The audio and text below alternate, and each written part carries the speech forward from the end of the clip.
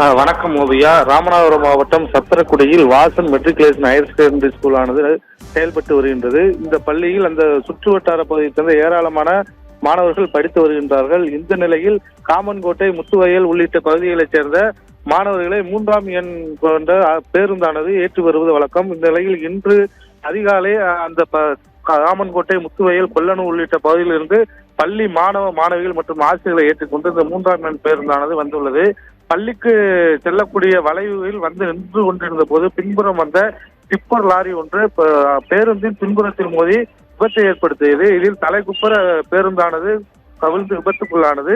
மேலும் இந்த டிப்பரை மது போதையில் அந்த ஓட்டுநர் ஓட்டி வந்துள்ளதாக தற்போது தெரிய வந்துள்ளது.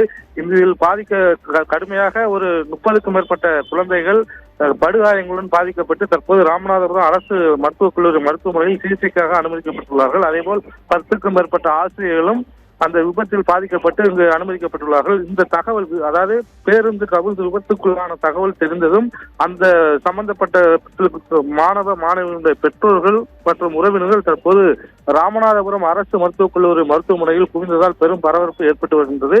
தொடர்ச்சியாக ராமநாதபுரம் அரசு மருத்துவக் கல்லூரி மருத்துவமனையில் இந்த பாதிக்கப்பட்டவர்களுக்கு சிகிச்சையானது அளிக்கப்பட்டு வருகின்றது. ஓவியா.